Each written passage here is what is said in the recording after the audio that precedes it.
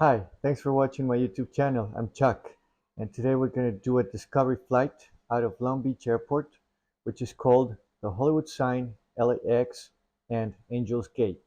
It's a medium-large discovery flight that we can actually do in real life.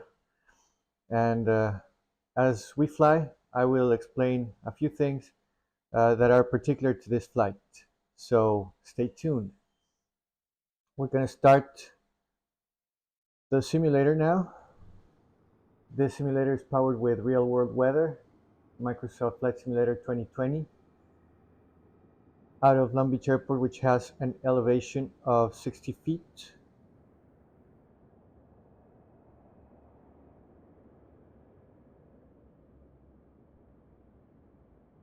And 3 runways.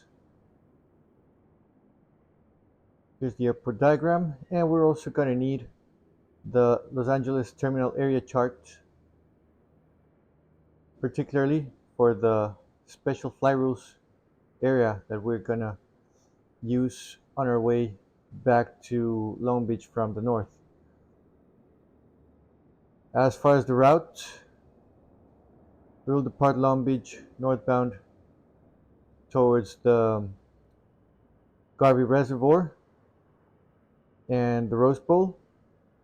That's east of Los Angeles. You'll have LAX downtown uh, just down your left wingtip, and the Dodger Stadium. Over the Rose Bowl, we will continue over the 210 just south of Burbank Airport to join the 101 towards the Hollywood Sign, more or less above the Universal Studios theme park. Then the Hollywood Sign at the same altitude as the Hollywood Sign letters, and then over the Galileo Observatory for me, southbound, so you can appreciate West Hollywood, Beverly Hills, UCLA, Westwood, towards Santa Monica Beach, Marina del Rey, and over LAX. Then south of LAX, we will go back to the shoreline via Palos Verdes, Point Vicente, Point Fermin, Angels Gate, Queen Mary, and then back to land at Long Beach.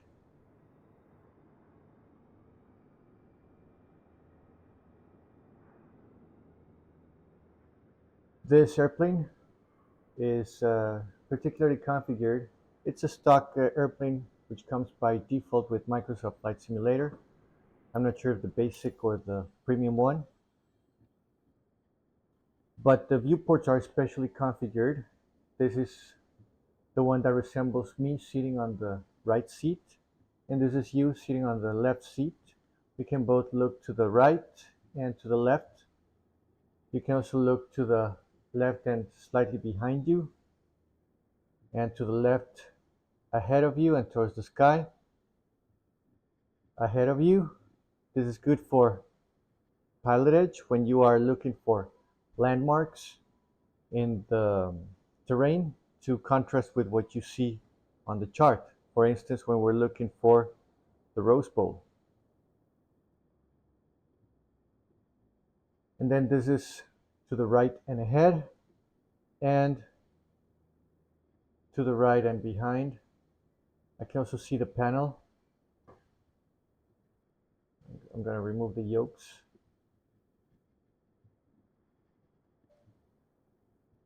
And a closer look to the six-pack.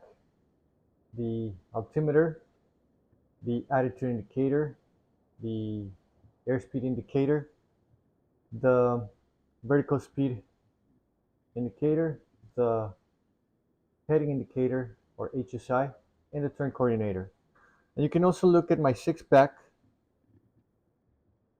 down in this particular camera that I set in the recording software.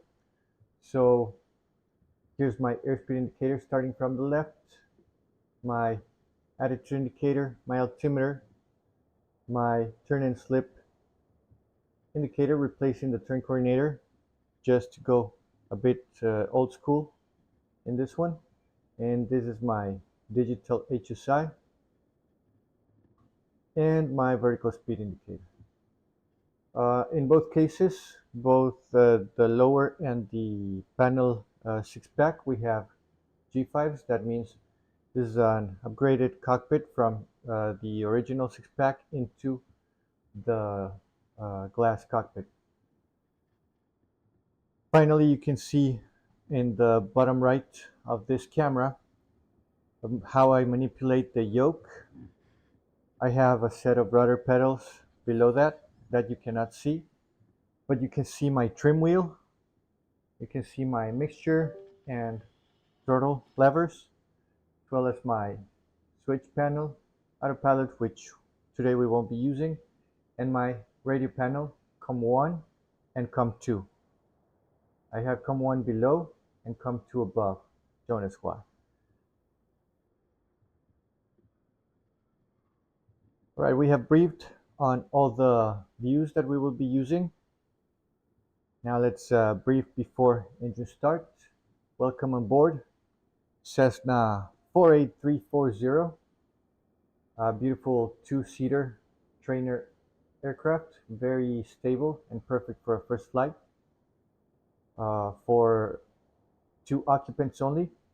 Today it's you on the left seat and me instructing on the right seat. We have 2 exits, one to the right and one to the left of the fuselage. To operate it, pull the lever below the door handle towards you and then push the door towards the outside. Step on the floor and go towards the tail, away from the engine to evacuate. Your seat is equipped with a seat belt and hopefully with a shoulder harness. Make sure yours is properly latched, buckled, and fastened during taxi, takeoff, and landing as required by regulation. We are in a small aircraft, so I recommend keeping your seatbelt fastened all the times that you remain seated. This is a no smoking flight, and there's a very slight fire hazard due to some electrical failure or during engine start, in which case I will handle the fire extinguisher located under the 2 front seats on the floor. If for any reason I need your help, be ready to pull out the fire extinguisher from the floor base, pull out the emergency pin, aim it to fire and activate the trigger. I'll be the pilot in command. I'll have the controls, communications, and checklists throughout the entire flight, but it's your discovery flight. I want you to experience the controls as much as you can. So I'll be giving you the controls using the 3-step positive exchange process, not until the 3rd acknowledgement has been made. At first, I will say, you have the controls, and you will reply, I have the controls. That's the 2nd acknowledgement. The 3rd one is when I repeat, yes, you have the controls. At that moment, I stop exerting any forces and you can take over the flight controls. To return the controls, the same 3-step positive exchange process applies. You will say you have the controls, or I will ask them from you saying I have the controls. The other person will acknowledge the 2nd time, and the person who said it first will repeat the 3rd time, I have the controls, and at that point you will stop exerting forces and I'll have the controls back with me and start manipulating the flight path. We will refrain from any distractions and non-essential activities throughout most of the flight, particularly once I start the engine and all the way until engine shutdown. We will take short breaks of keeping our mind to the task at hand, only while in cruise stabilized, and for taking pictures, because I know this is your first flight and it will be very important. Particularly, I want to take a picture of you with the Hollywood sign in the back, so you can count on it. All right, let's fire up this engine. The keys are in the ignition to both, just not started yet. Let's bring the mixture forward, and I think you can benefit more from looking at the panel for this. Mixture forward.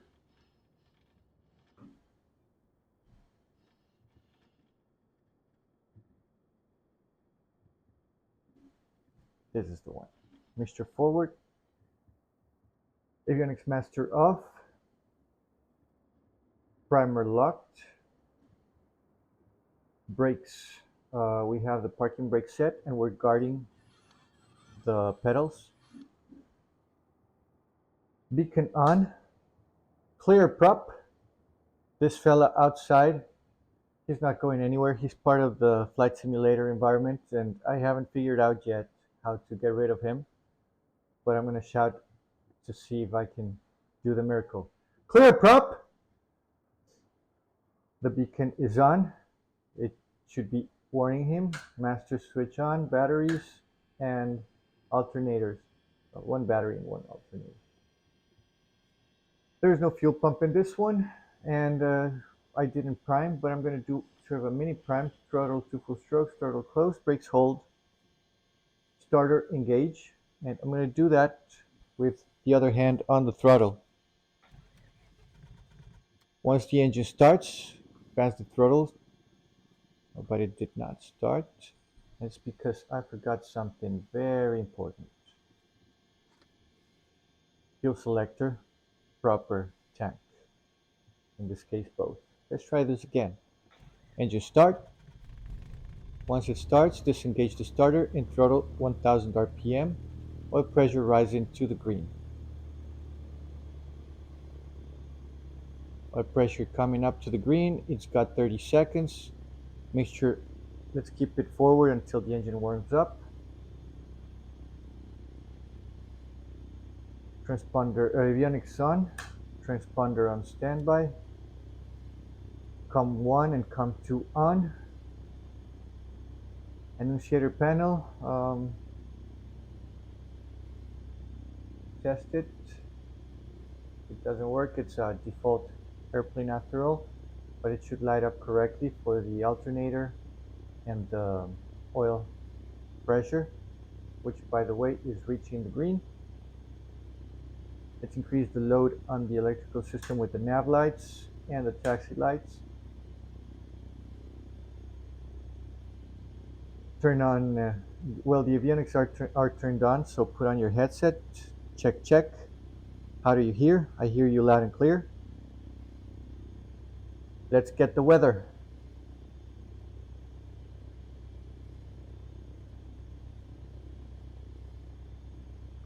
And for the weather, the frequency is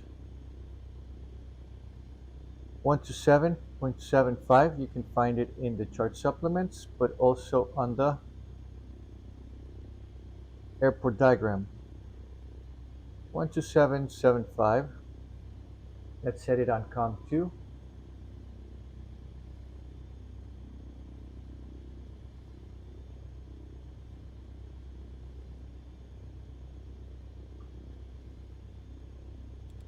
Left, 26 right, 30. Visual approaches in use. Read back all runway assignments and hold short instructions. Advise on initial contact. You have information hotel. Long Beach Airport, HS Information Hotel. 1653 Zulu. Wind calm. Visibility 10. 2700 scattered. Temperature 19er. Dew point 12. Altimeter 2998.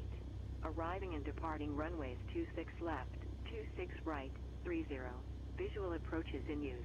Read back all runway assignments and hold short instructions. Advise on initial contact. Have information hotel. The ceiling I did not get, and this is Long Beach Airport. getting the real world weather. Hotel. 1653 Zulu. Wind calm. Visibility 10. 2700 scattered. Temperature 19er. Dew point 12. Altimeter 2998. Arriving and departing runways 26 left, 26 right, 30. Visual approaches in use. Read back all runway assignments and hold short instructions. As you can see, this simulator is powered with PilotEdge, and it's pulling in real world weather thanks to active sky. Next, 2-3 minutes after engine start, let's lean the mixture as lean as possible, just above the engine shutting down when applied taxi power. And that is because I don't want to risk taking off with the mixture not bridge, for proper cooling. Right, we have copied the weather. Let me just move it up here so it won't interfere with the rest of the diagram. It says runway 26 left and right are in use as well as 30. Let's see which one we get. We are departing the south east southwest corner, and from there we will request taxi instructions after we exit the ramp area. So in the non-movement movement areas boundary sign or marking. All right, before we taxi, let's test our brakes. And you're gonna help me do this from on your side. So watch carefully what I do on my right side. I'm gonna apply a little bit of power, just 100 RPM. The parking brake needs to come off. I'm still guarding the brake with the toes. This guy's not going anywhere. We'll just pretend he's not there. The airplane starts moving. I'm gonna cut the power and apply the brakes gently but firmly. And my brakes work free and correct, so I'm gonna call it out, free and correct. Now you have the controls. Do the same thing. Your flight controls. You will reply my flight controls, and I will acknowledge for the third time your flight controls. So now you have the controls, and we're sitting on your left seat. And you will apply the power, and you have to be gentle with the throttle lever because you want to control it precisely. And I'll show you in the real airplane how to ground your throttle hand and be very precise and add or subtract power in 100 RPM increments. So you're going to go to 1100 and the airplane will start moving if we both release our brakes.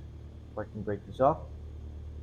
Now that the airplane is moving, you're going to cut the power and apply the brakes. How did they work? Freely and correctly. Okay, since your brakes are free and correct, now I want to have the flight controls back. You have the flight controls, will you say? And I will reply, yes, I have the flight controls. And from my right seat, I'm going to turn the plane, and I'll show you how airplanes turn on the ground. Airplanes on the ground turn with the use of the rudder pedals. So let's use this view here to show you full right rudder deflection. And when you push the right rudder, the left one comes backwards. And when you push the left one, the right one comes backwards. They're interconnected. So I'm going to push the right rudder um, fully to the right, and this is going to be my first turn to the right. Clear left, clear right. Let's make sure everything is clear around us to the right. Apply a little bit of power, 1100. And notice how I'm not touching the yoke. This is not a steering wheel like it would be in your car. The airplane just turns by the action of my right pedal being pushed forward.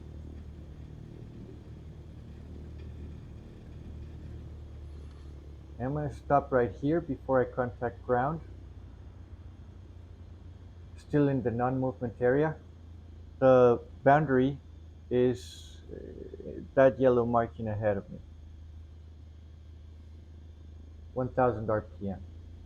Another thing I'm going to be looking for when I turn slightly more to the right is that the white airplane in the turn coordinator turns with us, the ball skids to the opposite side, the horizon in the attitude indicator tilts less than 5 degrees, and the compass swings freely, shows known headings, and the HSI follows along. Right now the compass is showing north, the HSI is also showing 354, so pretty close to north, and the and when I turn to the right, the compass should show something like 030. The white airplane is turning with us, the ball skid to the opposite side, and the horizon in the attitude indicator tilted less than 5 degrees. And for that, I was also looking to show you this. So I'm going to straighten my airplane back to the northbound heading, and you'll see that with the instruments to my left. Now I'm pushing the left um, pedal forward without touching the yoke.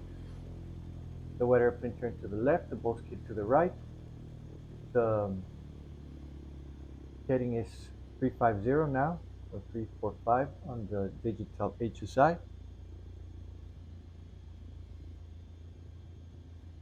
And the horizon in the attitude indicator tilted less than 5 degrees to each side. Clear left, clear right. Let's contact Long Beach ground, and that frequency is going to be 133.0. And I'm going to set 133.0 on COM2. I'm going to use COM2 for everything ground, and I'm going to set it to guard 1 to 1.5 before takeoff. I'm going to use COM1 for everything air, so that's going to be tower and approach frequencies.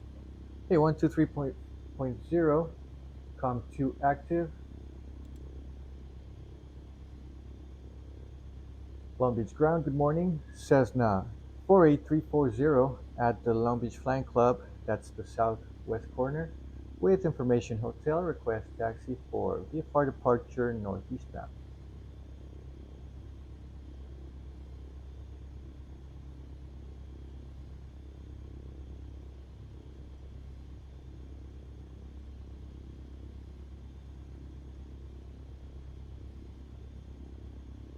And I'm waiting to hear from Long Beach ground.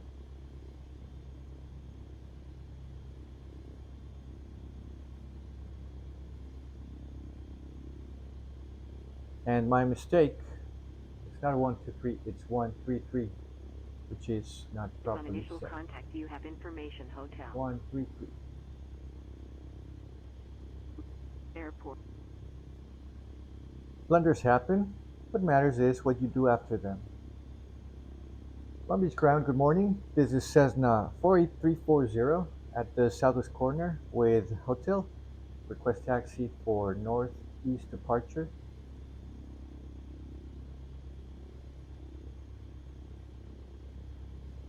Chances are they will ask us to contact clearance first, in which case we have 48340 Long Beach ground, runway 26 left, taxi at Foxtrot. runway 26 left, taxi via Foxtrot, Cessna 48340. So let's look at what that taxi instruction implies. We said we're right here, and this is taxiway Foxtrot. We're going to taxi all the way down to runway 26 left via Foxtrot 1. Now that we know our taxi plan, let's execute it. Foxtrot is cleared to the left, Foxtrot is cleared to the right.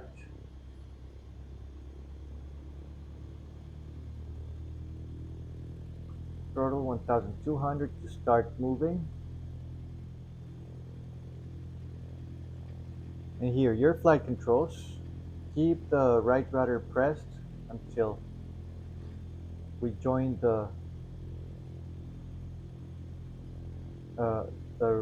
yellow line and follow it. The winds are calm, so there's no need to correct for any wind coming from our sides with the yoke. So let's just leave it there. We trim forward for better directional stability and keep the throttle at 1000 RPM. That gives us a pretty comfortable ground speed to taxi at, not too fast and not too slow. It's not so fast that when we want to come to a full stop, we have to apply hard brakes. It's not so slow that we will create traffic behind us. And Foxtrot 3 is cleared to the left. We're crossing Foxtrot 3.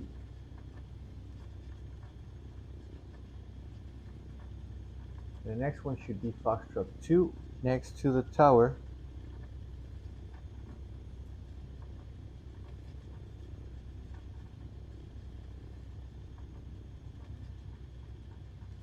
And disregard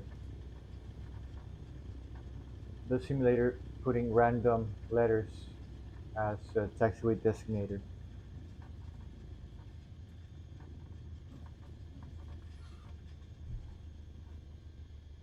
And this one seems to be Foxtrot 1.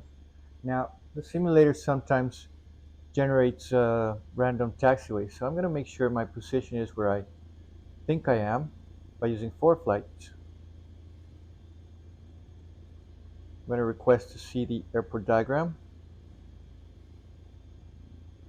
and here I am, Foxtrot 1, right there. That blue dot shows I'm on Foxtrot 1, clear to the right, clear to the left. I'm going to go inside Foxtrot 1 and do a quick run up before we take off. You will learn the taxi uh, and run up checklists for your next flight on the debrief of this one. For now, let me do the run up real quickly. Flight controls,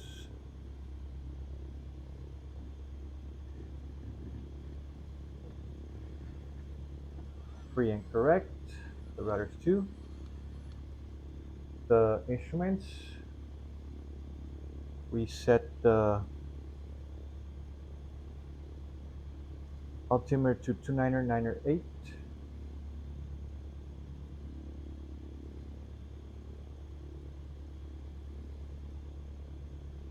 and the airport elevation of 60 feet is shown, plus minus 75 feet. In this case we have 22 feet offset, but that's okay, we have a tolerance of 75 feet. The airspeed reads 0, the altimeter reads within 5 feet of the field elevation when setting to 90908. The attitude indicator is aligned, the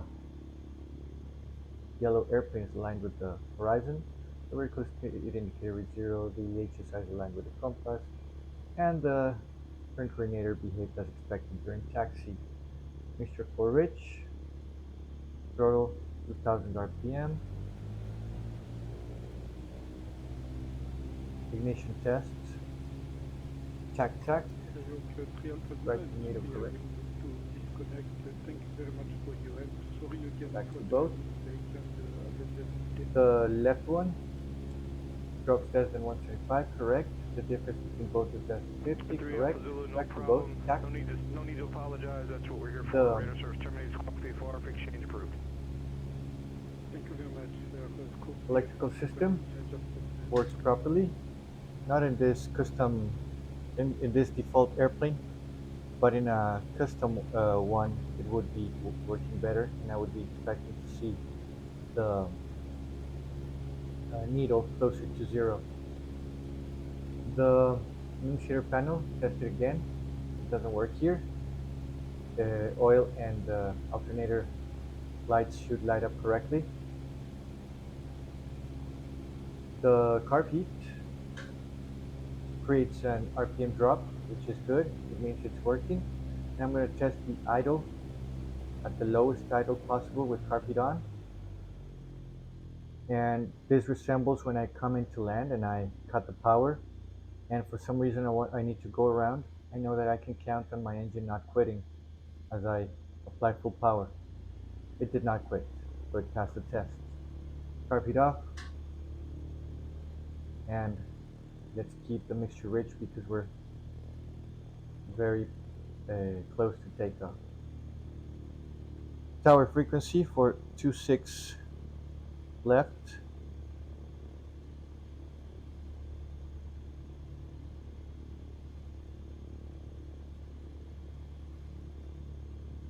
Let's use 119.4.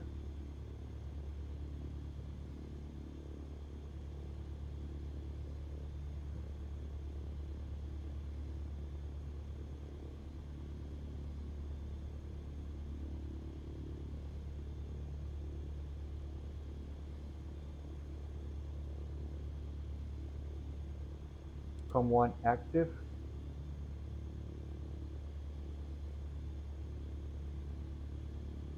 And then on standby, I'm going to set approach. That way we can request flight following from the air on 125.35.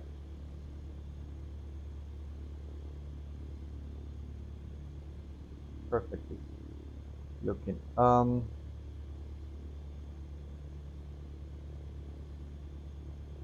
Let's pull out the chart. we can use this one today. You were not looking at my iPad. There it is. I got the frequency from out here and down there. And I have my tag chart. We should have the route where uh, we're going to cover a drone here. But it doesn't matter because I have it here today. All right. Um, I'm going to contact Tower now and let them know we're ready for departure.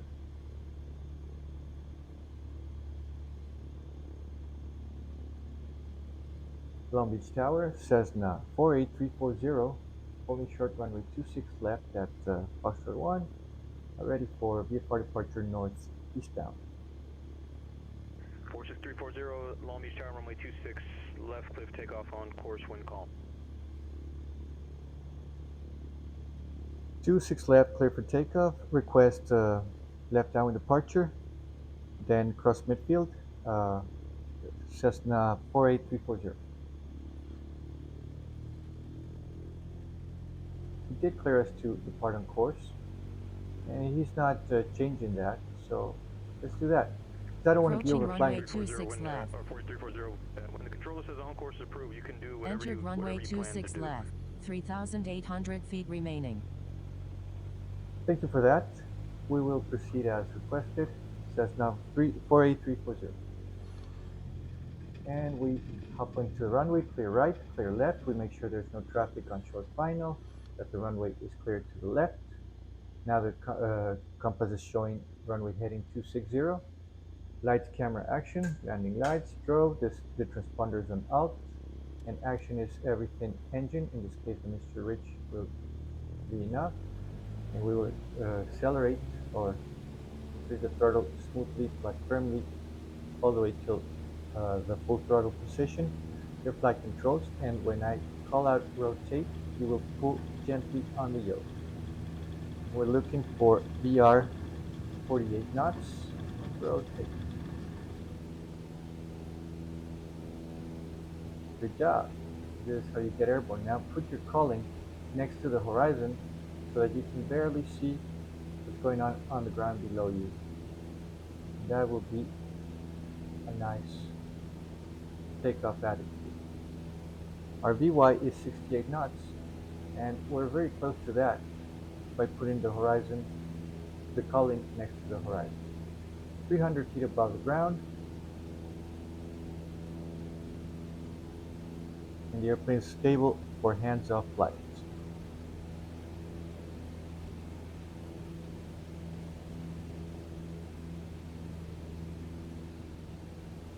Clear right, clear left.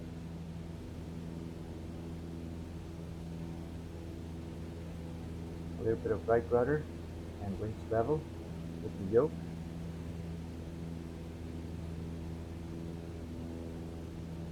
"700 feet above the ground, clear left, turning left."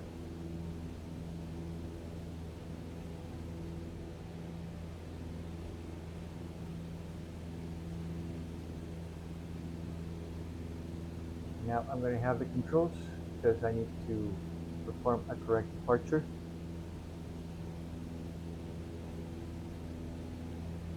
Clear right, clear left, turning left.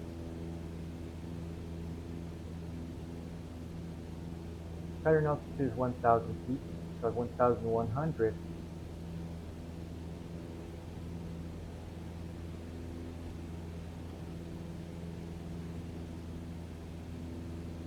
we are above pattern altitude, and from here we can proceed on course. We can overfly the airport to your right, and you can see the beach down here, Long Beach, and just behind us is the San Pedro, Queen Mary, and all that. We'll have a better view of all that if we come back, and we're going to climb and maintain 2,300 feet. And we're almost midfield over the airport. Keep climbing. We're going to proceed. We're going to cross midfield. and proceed northeast bound. If anything, northeast bound.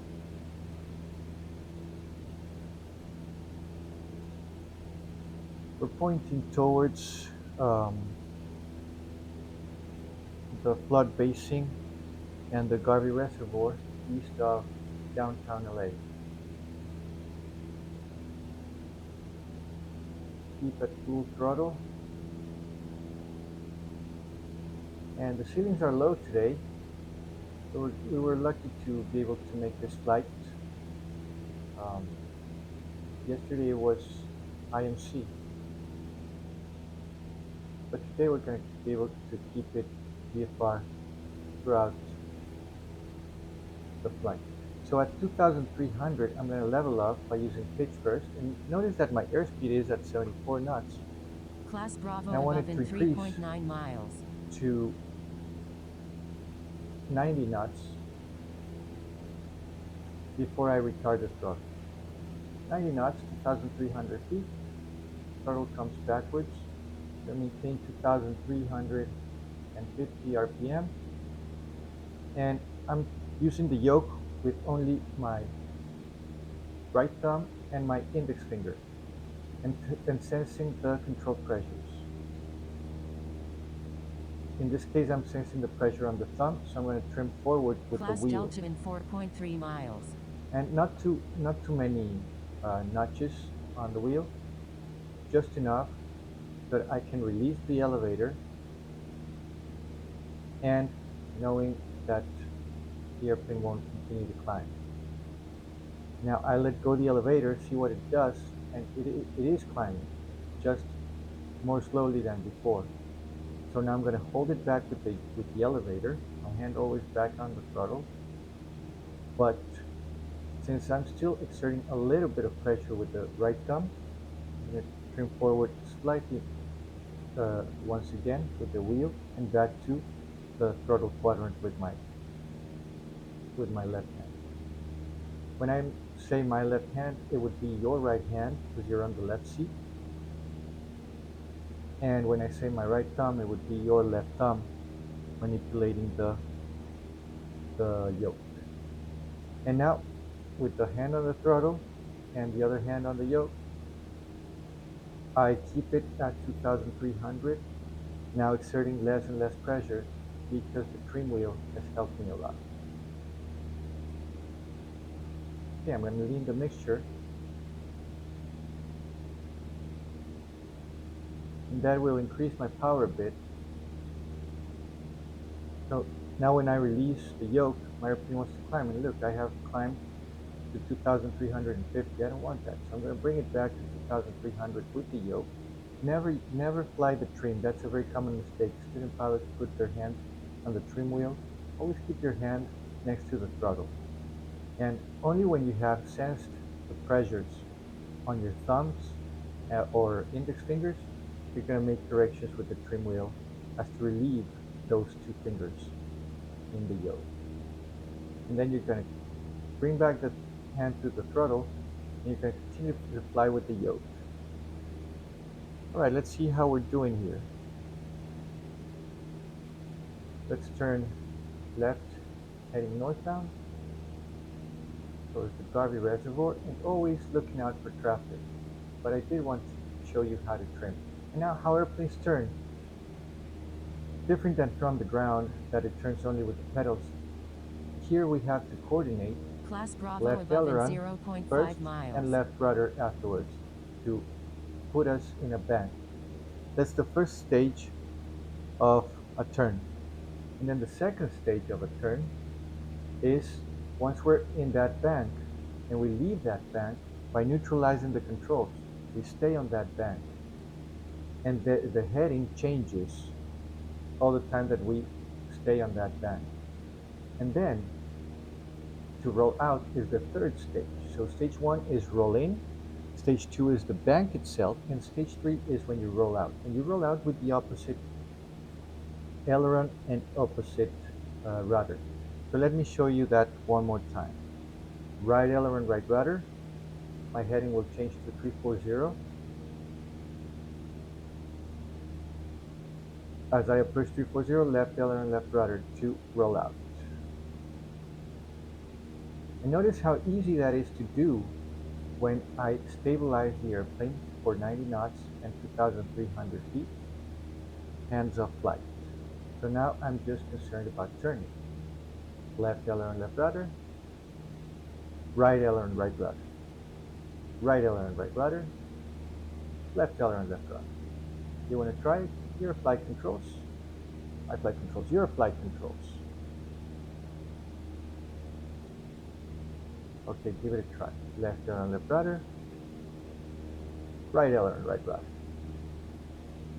left aileron, right aileron, right rudder, left aileron, right rudder. Okay, now let's navigate with reference to um, outside landmarks. For instance, this freeway down below us. You see it just under my culling? That one right there? Okay, let's follow that freeway. So right aileron, right rudder, put that freeway just under my culling, and there's a river just next to it.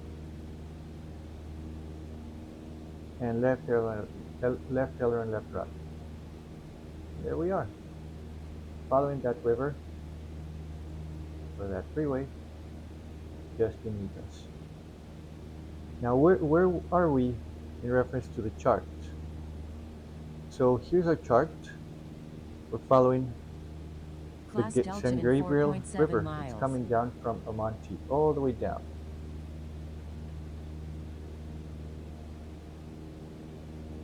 And we're avoiding the Class Bravo airspace to the left, which starts at 2,000 feet. We're at 2,300, so we would be inside that. But this one we're okay. This one, Bravo starts at 2,500, and I'm at 2,400. So this is why I wanted to stay at 2,300, and this is why it was so important to stabilize my airplane at that altitude from the beginning.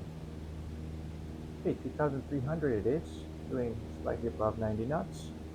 Let's head straight down to the Rose Bowl. Let's follow a heading of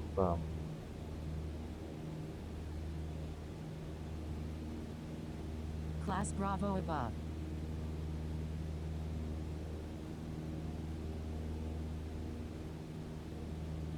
329. And let's keep maintaining 2,300 feet. 329 will take us directly to the Rose Bowl. Let's overshoot a bit to the east, so maybe 350 or 330, 335. That's what I mean, 335.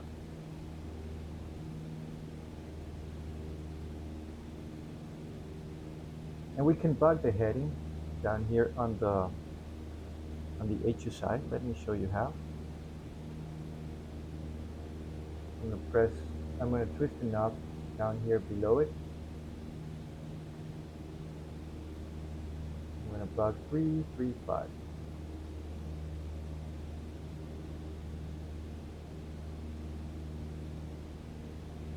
Also, check this out.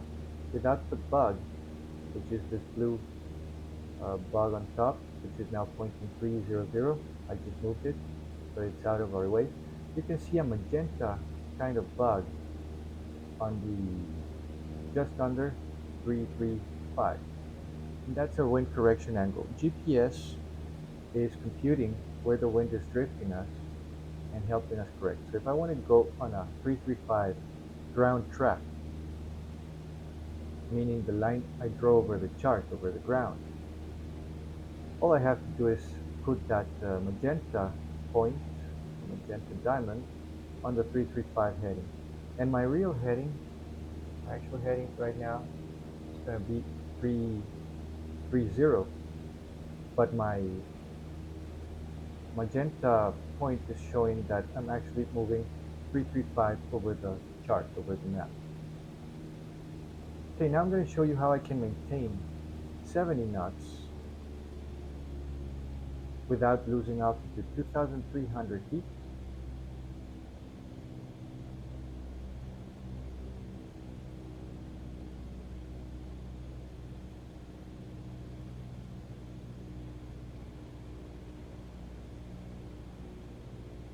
I retard the throttle a little bit, but I increased back pressure.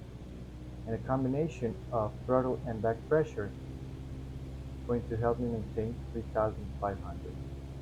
The aerodynamics fundamentals are key to master right here.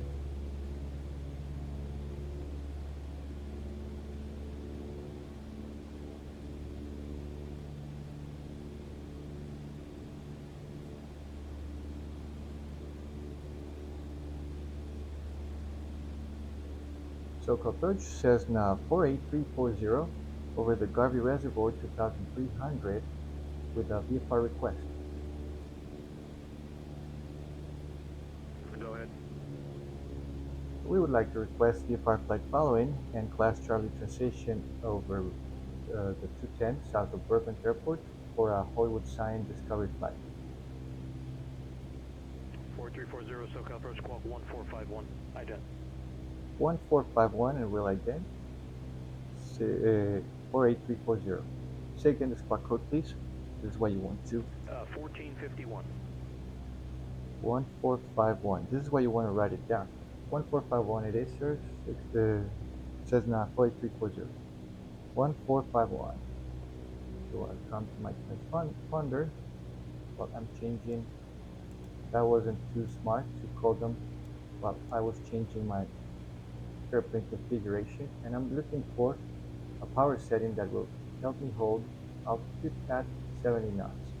I'm trying with 100 RPM increments at a time, 1451. It would have been better to do this once my airplane was stabilized. And ident, he said, so let me press the button. I think I have to do that from here. There it is. And there I am. Radar contact 10 miles east of Griffith Observatory, Burbank altimeter 3000. 3000 on the altimeter. It says nah, 48340. It said the altimeter 3000. 4340 contact SoCal approach 128.5. Over to 128.5. It says nah, 48340. 128. Correction 134.2, 3420. Over to 134.2. It says nah, 48340. 134.2. One.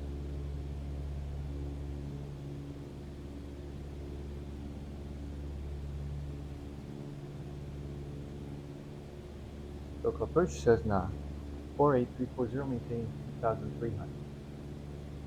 48340 SoCal approach Burbank altimeter 3000. 00 on the altimeter says nah, 48340. You can see it's already set on my altimeter.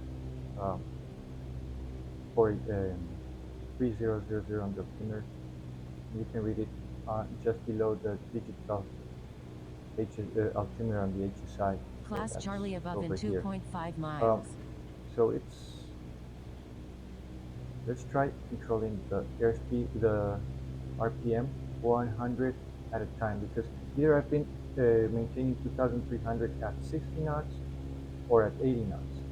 So let's try with 2000 RPM, 2300 feet. The airspeed's gonna bleed off as I reach 2300. Okay, no, now it's accelerating, but maybe that's just trim, because it's also dropping the altitude. So 2300, let's trim for 2300 feet, or that will at least bring us to the ballpark. We will fine tune the trim for 70 knots afterwards. There we are, 2300, not climbing, not descending. Now the airspeed is building up, so let's try to 1950 RPM, and that should hold. Clear left, clear right. That should hold 70 knots. All this flying lesson, and we had downtown LA to our left wingtip all the time, but we will get closer to that. And this freeway down my right wing is the 210. And just ahead in my column, you can see is the um, Rose Bowl. So now that we're at 2,300 feet and pretty close to 70 knots, we're going to make a turn to follow the 210 westbound towards the San Fernando Valley, just south of Burbank Airport. And you can see the Rose Bowl just below my right wingtip. Let's bank a little bit so you can see. It's this one right there. And we can contrast that with what we see in my chart right here.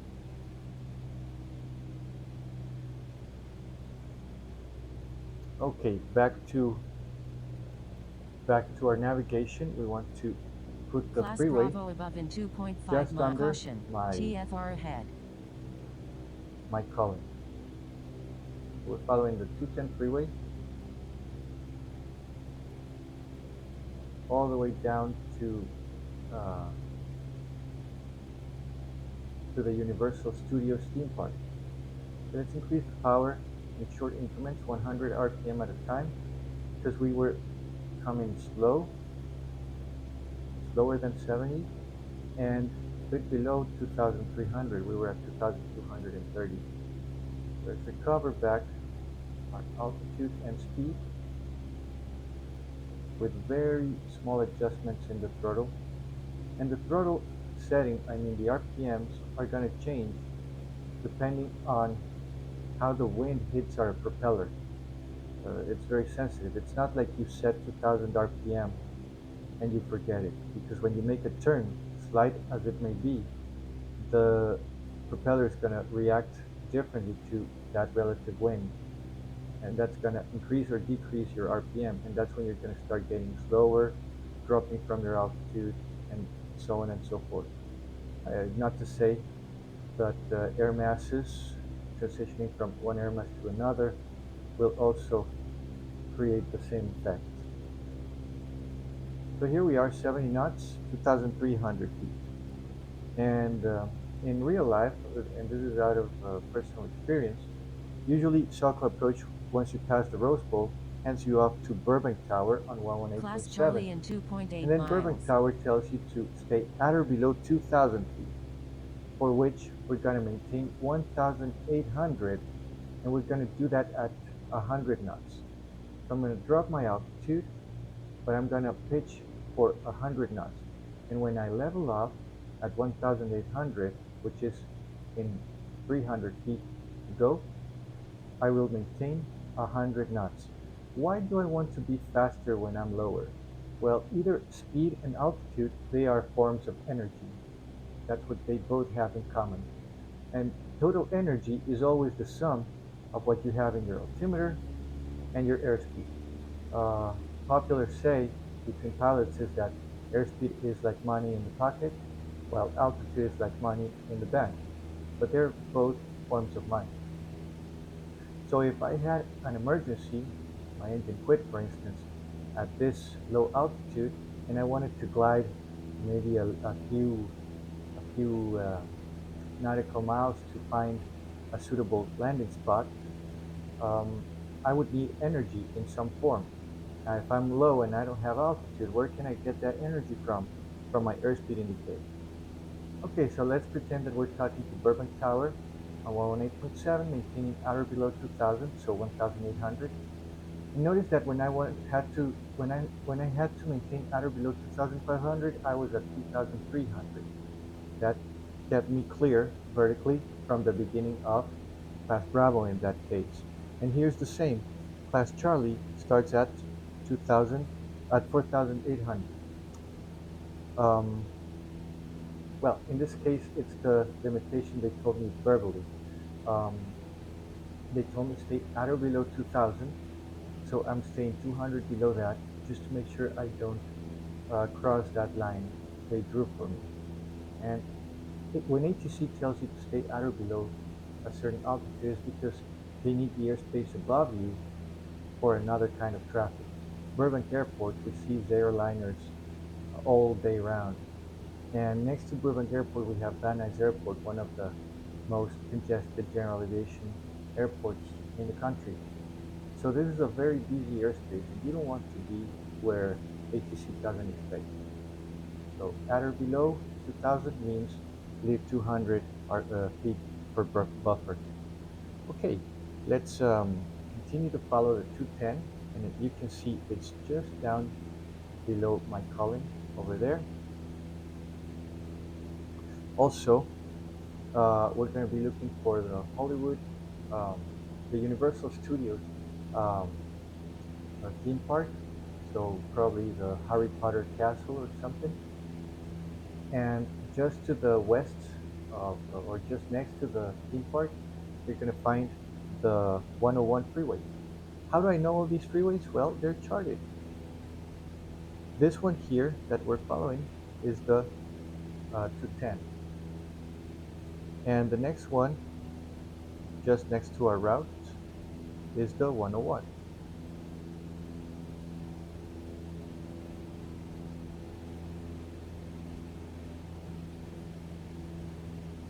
And they also come in the tag chart right here. Now I need the tag chart out because next after the Hollywood sign, I'm going to be crossing the LAX area. So let's keep this in mind for us. Class Delta in 4.9 miles. Now let's change to this view because I want you to see how I handle the controls. Hands off, maintaining 1800 feet. Clear right, clear left, and to the left I can see the Universal Studios theme park. It's that blue um, roof over there, and this freeway down here is the 101. So let's turn and follow the 101. And look, we almost clipped our clearance of 1000 of at or below 2000. We're at 1940. Left aileron, left rudder, and we hold at 25 degrees of bank. And this is good enough. Let's Caution, level the wings, TFR right ahead. aileron, right rudder. Yeah, there's a TFR next to the city hall, and yeah, it's not charted today. It's thinking 1,800 feet, and we have to be very precise with our altitude, particularly here with all these elevations. And the Hollywood sign is going to be just behind this mountain to our left, so be ready to grab the controls, and I will have the camera ready to take the picture. Just below you, the Universal Studios theme park.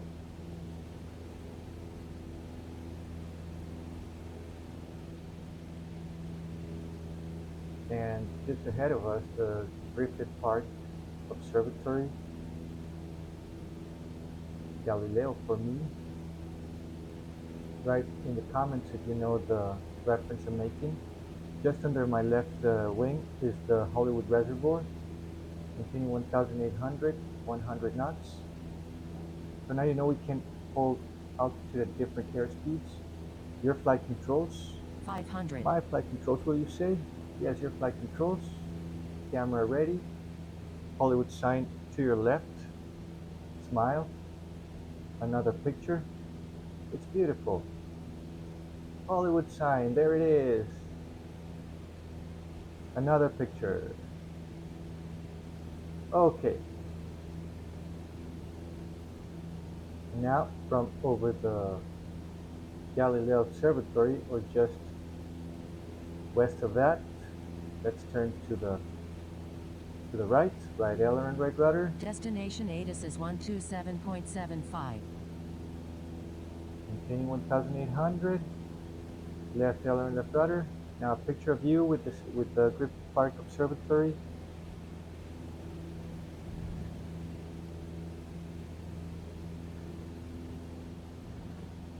Let's hold 1800, please. There you go. Beautiful picture. And there we are, 1800. Let's head southbound towards the towards the Wilshire Avenue. You see those tall buildings ahead of you? And we're going to follow Wilshire Avenue all the way to the coast. Westwood, UCLA, and you'll be able to see to my right West Hollywood, Beverly Hills, and from the beach um, you will even be able to see Malibu and Santa Monica, the pier. In the meantime, while you still have the controls, um, we can climb back up to 2,300 feet. So let's bring our nose up slightly and climb at 500 feet per minute. Right element, right rudder, 10 degrees of bank as we head towards the Wilshire Avenue to follow it eastbound, westbound, towards the coast. Um, we don't want to climb at more than 500 feet per minute, very slowly and gently. I'm going to set us up for the Los Angeles flight rules area. And for this one, I have a checklist around here somewhere.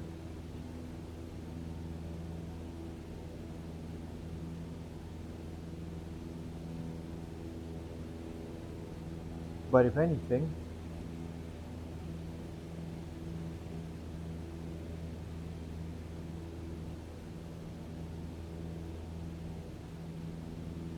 self-approach says nah. 48340 request the Los Angeles Special Flight Rules area south eastbound at 3,500.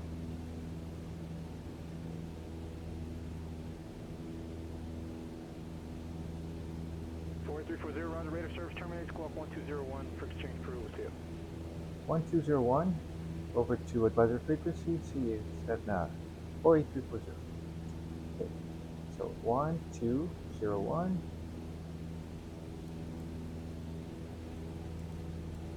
And for this, we're going to need the Santa Monica VOR, which has a frequency of 110.8.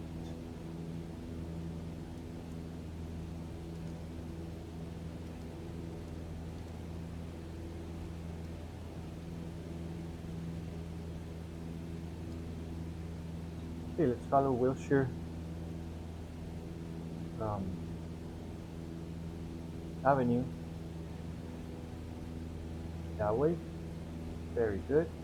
And at 2,300. Yep, uh, you don't want to cross Bravo. But look, as we cross this boundary here, this blue line just below our airplane, that blue line shows that Bravo doesn't start at 2,500 any longer. It starts at 5,000. We can climb to 3,500 now without delay. So now we can pitch for 90 knots, or oh, we're doing 85 at full power. Let's do 90 knots at full power and get back to 3,500. Okay, 110.8. And I'm going to set the VOR course on 132.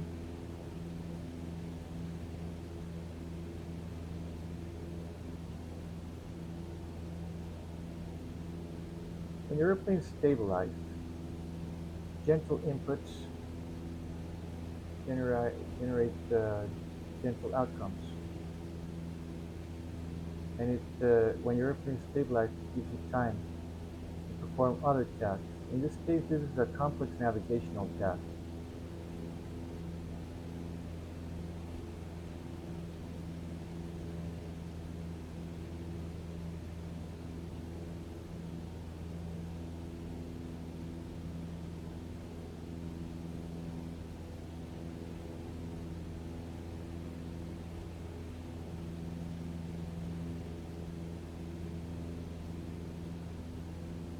Okay, so VOR1 and VOR2, they're both set to the Santa Monica frequency. VOR1 is set to the radial. We're going to follow this line southeastbound over LAX, whereas um, VOR2 showing me the direct um, heading I should turn to if I wanted to home the VOR. And as you can see, we can home the VOR also visually. The airport is just to your um, 10 o'clock. It's that one right there, that small one, just north of Marina del Rey. Um, I'd rather center the course, the top VOR needle, so you're not looking at it. So I was referring to this one here. On my right side, I have the top VOR needle, and I have the left VOR needle. Okay, let's level up at 3,500 and set ourselves up for a hands-off flight at, let's say, 80 knots, because we want to do this slowly, crossing over.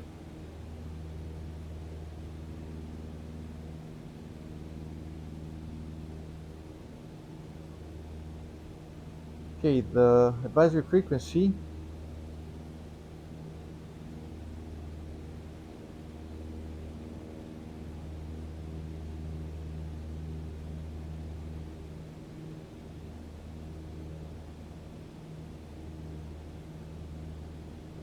is 128.55. Let's hit that one. 128.555.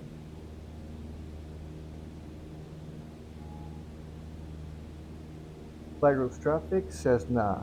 48340 is 4 miles north of LAX. We'll be joining the corridor southeastbound at 3,500, currently over UCLA. Flight rules traffic. Okay, and this is just an advisory frequency. Other traffic in the frequency will listen to us and say, "Hey, I'm there too, so be careful not to come across me." Others will you will hear others that are coming in from south to north, but they come at a different altitude. That would be 4,500. Okay, let's turn to the left, and now we can home the VOR. So fly directly towards the Santa Monica Airport. Actually, not directly, but slightly to the left, because we overshot the top needle. Actually, right now our heading towards Santa Monica Airport is going to be about 120 or something. Even further than that. Yeah, 120, there it is.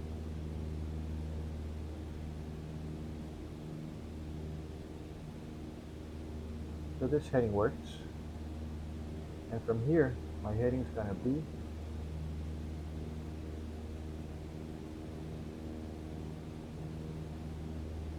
okay, the needle's coming in. Check this out. The green needle on my HSI, that's the one we want to keep centered. And I want to maintain 3,590 knots throughout the whole thing.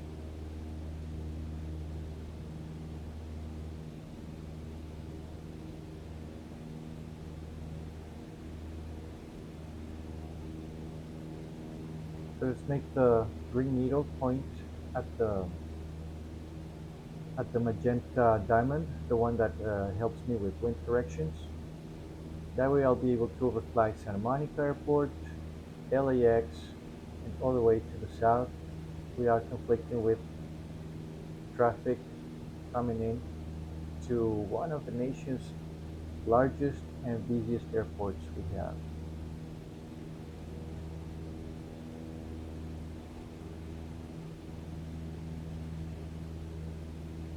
Three 3,590 knots. We're going to try to trim for hands-off flight while you enjoy the sights.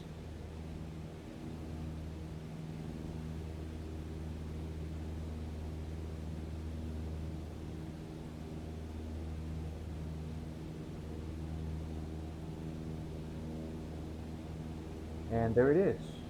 If anything, my airspeed is building up. I'm going to retard the throttle by 50 RPM, very slightly, and see if the nose wants to drop with that. I'm not going to let it. Holding 3,500 at 90 knots. And actually, let's hold 3,500 at 85 knots. So just like that. Yeah, let's do this a bit slowly, so that you get to appreciate the sights from over LAX and take pictures of the airliner coming into land, taxiing around and whatnot. Clear left, clear right. So this special flight rules area has a set of rules that I have compiled in this checklist. Let me show you.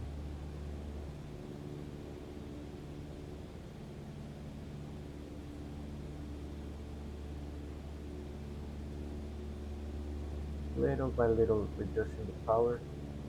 See, we can reach our target speed of 85 without dropping from 3,500. So there it is, 3,500.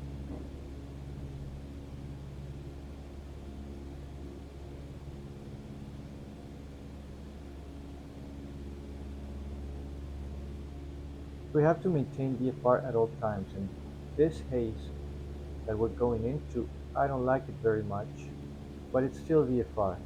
Can you still see the ground? Yes, just a bit blurry, so it's still VFR. And even though we're legal to do that, I'd be wary to do this if it got too hazy in the real world. Okay, check this out. This is my checklist for the LA Special Flight Rules area. Um, every time I cross it, I make sure I check this. Am I going southeastbound at 3000? Yes. Less than 140 knots, not that I could go faster than that in this airplane. Transponder 1201, reporting on 128.55 and monitoring.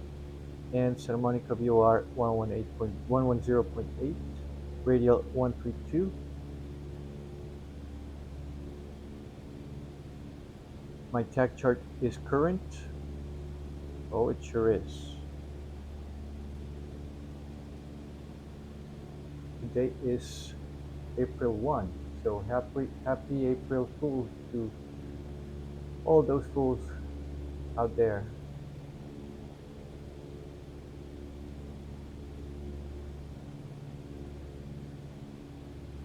And we're crossing LAX, so I'm going to make a position report.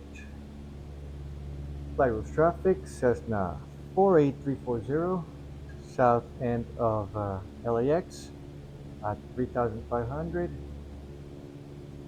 We'll be departing the corridor towards the short line. Flight rules traffic.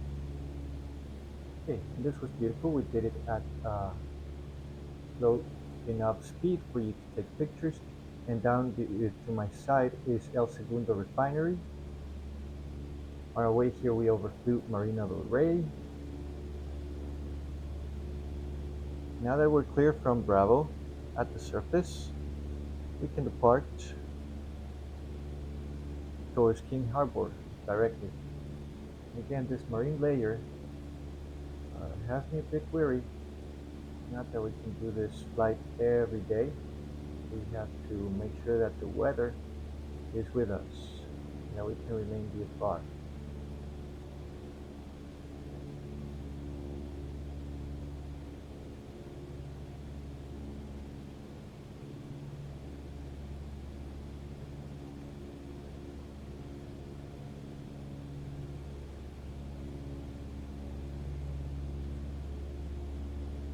Let's go direct to Point Palos Verdes.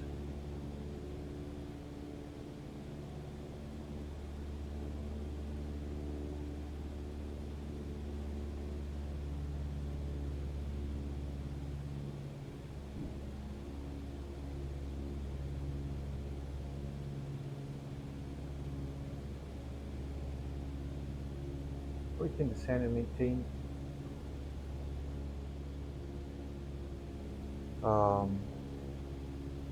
2,500 to stay just above um, Torrance airspace.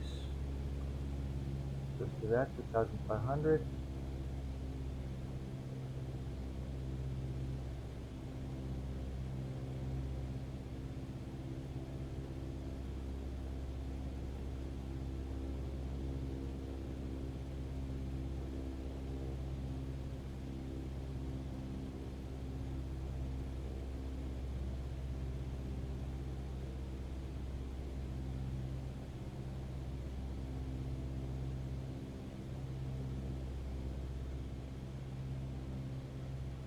And that's Torrance Airport just at your 10 o'clock.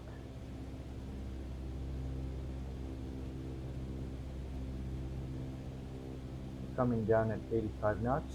Notice I haven't touched the trim wheel since we were maintaining 85 knots at 3,500. So if I retard the throttle without touching the trim wheel, guess what airspeed we're going to maintain as we descend? 85 knots.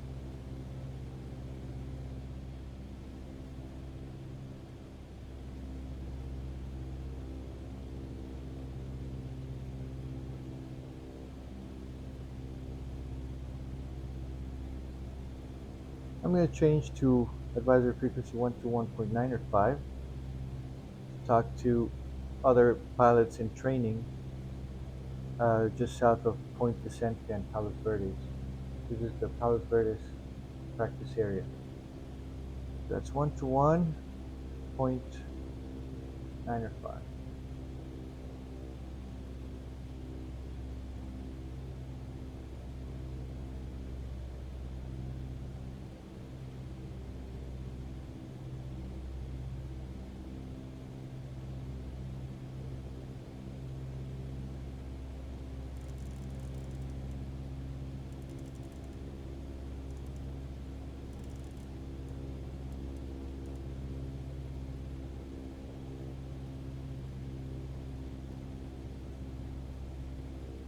Palos Verdes traffic, Cessna 48340, 2600, descending 2500 over the Palos Verdes point, or 2 miles north of the Palos Verdes point, inbound to circumnavigate over the shoreline towards Point Fermin at 2500 Palos Verdes. Alright, let's maintain those 85 knots at 2500. Remember what I told you about energy? Let's make it 100 knots at 2500. Let's speed up just for safety. There we are, 2500. Looking at the shoreline. Beautiful.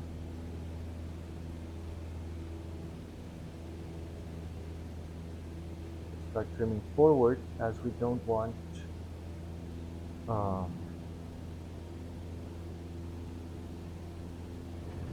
climb over to climb over 2500.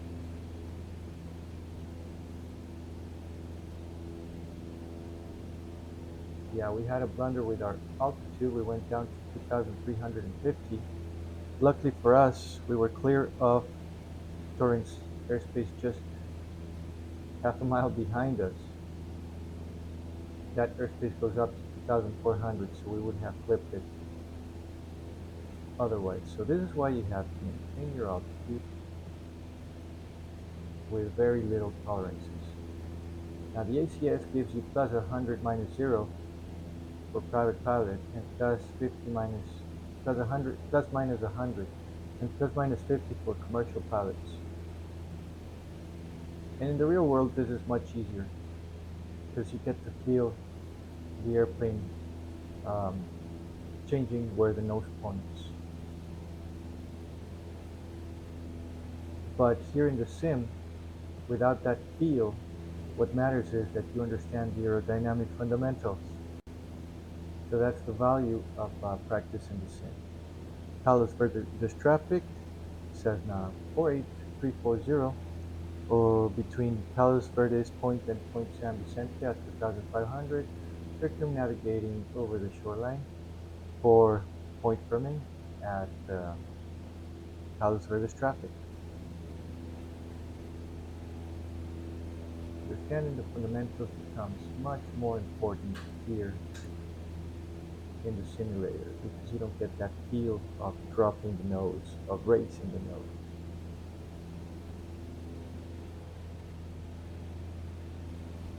Yeah, and we have overflown downtown LA, Hollywood sign, Rose Bowl, Dodger Stadium, Wilshire Avenue, Beverly Hills, Galileo Observatory, LAX Airport, El Segundo Refinery, King Harbor, Palos Verdes, San Pedro, San Fermin, Point Vicente. This one here is Point Vicente.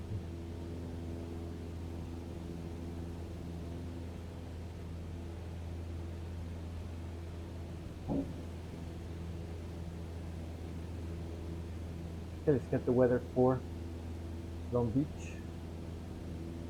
19 or 2.13. Altimeter 299 or. Arriving and departing runways 26 left, 26 right, 30. Visual approaches in use. Read back all runway assignments and hold short instructions. Advise on initial contact you have information via Long Beach Airport. 8. Information India. 1753 Zulu. Wind 170 at 4. Visibility 10. 2,700 scattered. Temperature 19 or 2.13. Altimeter 299 or. Arriving and departing runways 26 up, 26 right, 30. Here it is. Visual approaches in use. Read Ahead of us is runway Point Fermin. assignments and hold short instructions. Advise on initial contact you have information in the app. And Long Beach Tower, approaching from the south is 119.4. Set on standby, com 1. Clear right, clear left.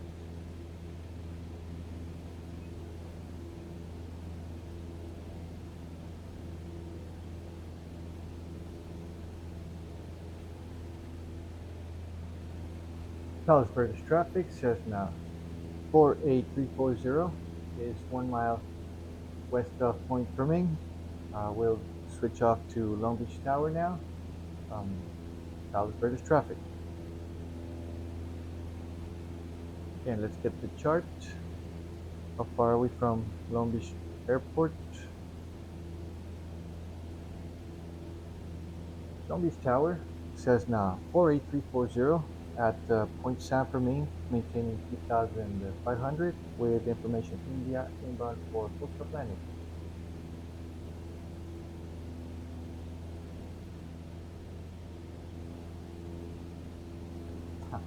We can switch the frequency. There it is, 109.4, main com 1. Long Beach Tower says now 48340 Point San Fermin at 2,500 with India for coastal planning.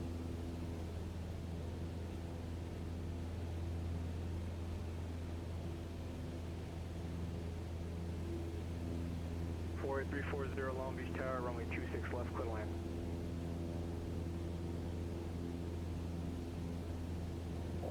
Runway 26 left, clear to land, Cessna 48340. Good deal. And as we head towards the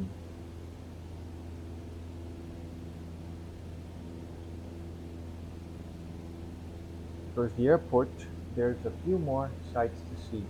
Just ahead of us, I believe it's called George Washington Bridge.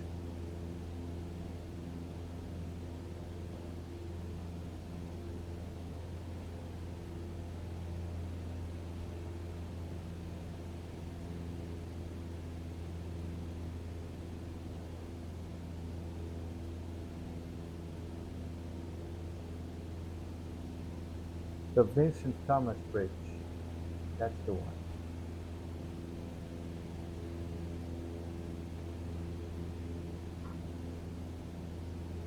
Okay, pattern altitude is 1000, so we can descend 1000 as we cross the beam, the Queen Mary.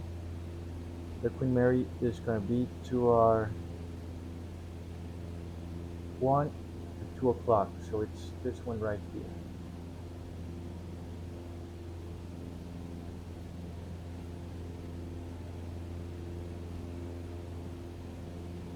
Could be one of these ships below us. And notice under my right wing of those containers, this is the port of San Pedro, also to your left.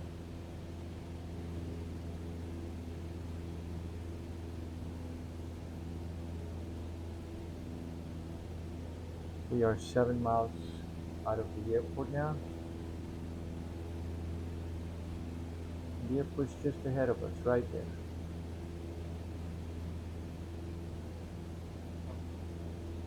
Traffic, 12 o'clock.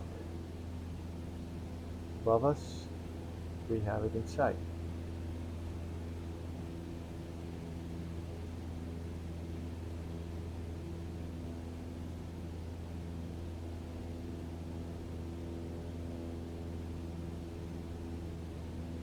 I'm going to reduce power now to come down to 1,000 feet.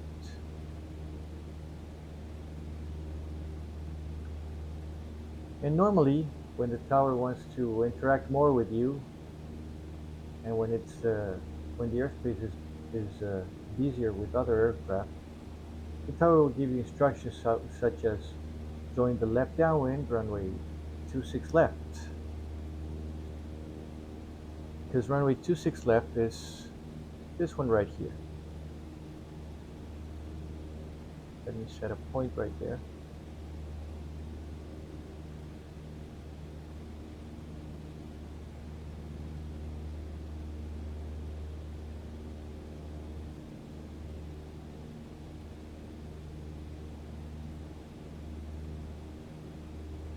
And we're slowly coming down at 300 feet per minute. We have 5 miles to go, so there's no rush in coming down any faster. Dropping altitude little by little. So as I was saying, this is runway 26 left. It's this one right here. And we see go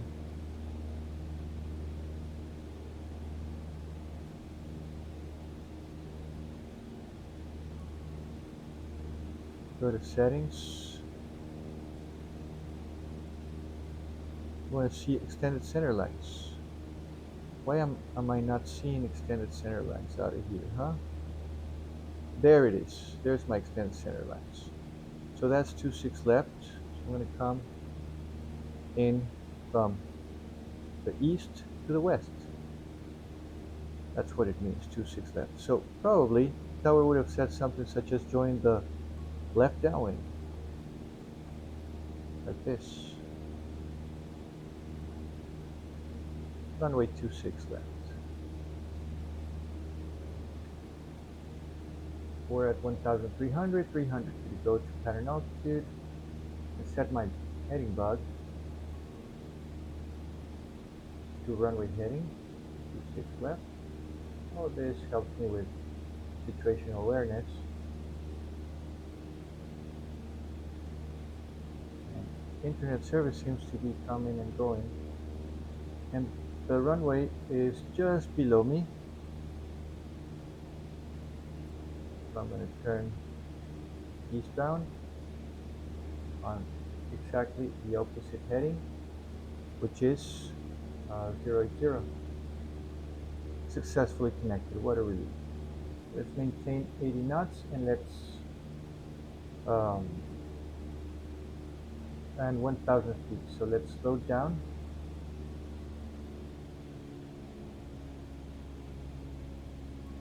And pitch slightly up as the ground, Cessna 182, Romeo Bravo with Victor. clear right, clear left. Here we are, 85 knots. Beautiful, we want to hold that. Seeing the numbers. Now I'm going to pitch for Romeo Bravo, 75, runway 21, taxi via Alpha. throttle 1700, Via Alpha. 25, 2 drops Romeo 1, pitch for 70. I'm going to stabilize at 70 knots.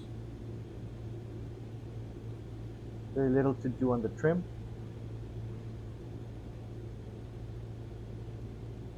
Clear right, clear left. At 800 feet, 70 knots, I'm going to turn left.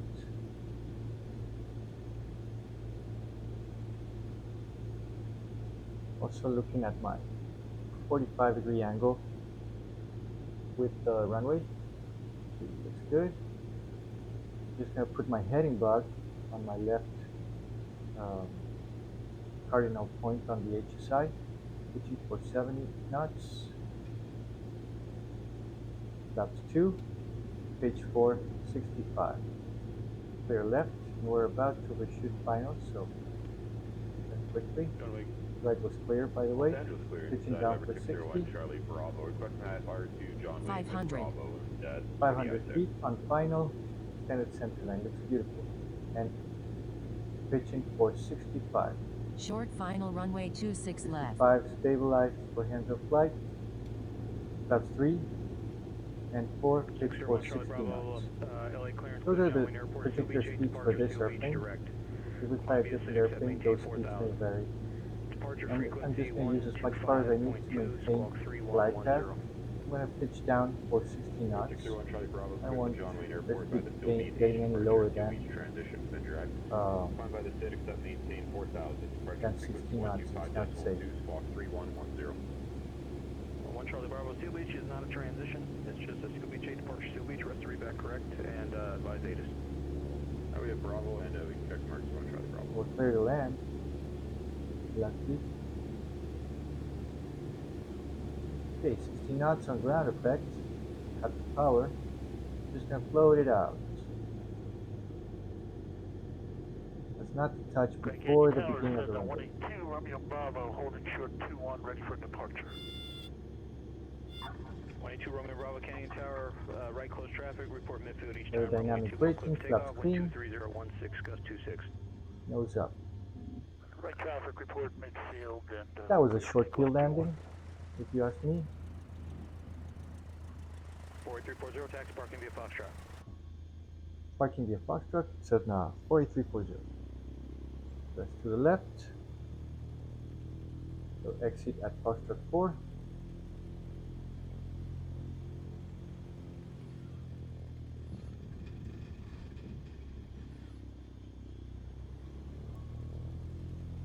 And that connection lost warning keeps coming up. But PilotEdge also relies on internet, and we still have it. Okay, and we have cleared the whole short markings.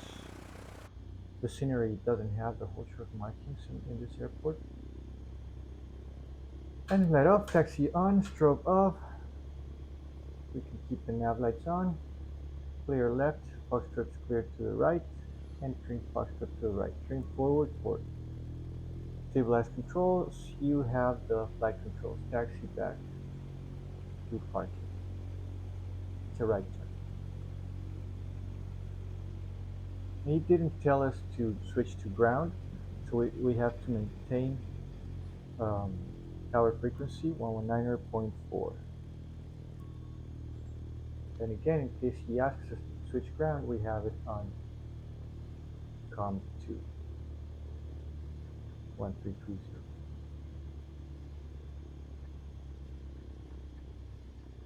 And this time the wind's coming from 170 at 4. So we might as well correct to the left with full deflection like this. And to your left is the spot where we took off from, where we started from. Let's turn. And as our heading changes from 170, let's change the orientation of our wind correction angle.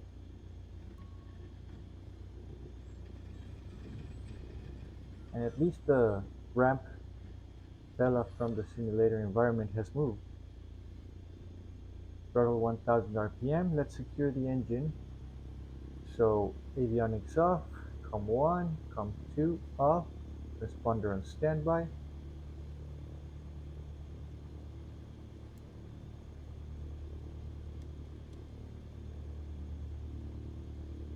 Avionics master off. And here's where I'm going to keep the throttle at 1000 RPM. Many pilots will close it to idle. I want to make sure that the engine actually sucks in all the fuel in the fuel lines. So when we manipulate the propeller for parking, we don't risk the propeller coming alive, you know. So with throttle at 1000 RPM, mixture cut off, Okay, Canyon Tower Cessna 182 Romeo Bravo midfield. and the propeller takes a little bit longer to shut down, but that's okay because it has gotten rid of all the fuel in the lines coming in from the carburetor. Clear for the option 2 So on good. 182 Romeo Bravo. Now we turn off the ignition and the master switches, and we can close the throttle and the beacon. All the other lights were already off. Okay, this was the discovery flight out of Long Beach Airport. We have covered 85 miles, and I hope you enjoyed it. We have so many aviation topics to cover that actually were applied in this flight. So this is why I recommend, before taking a discovery flight, doing a discovery flight preparation course. I happen to have one of those, which is 8 hours long in ground school, plus 2 hours in the sim. That way we get to actually fly this in my home simulator before we go out to do it in the real plane. The result is that when you go to the real airplane, you know exactly what's going on, and you can take care of more tasks and be of more help to your instructor.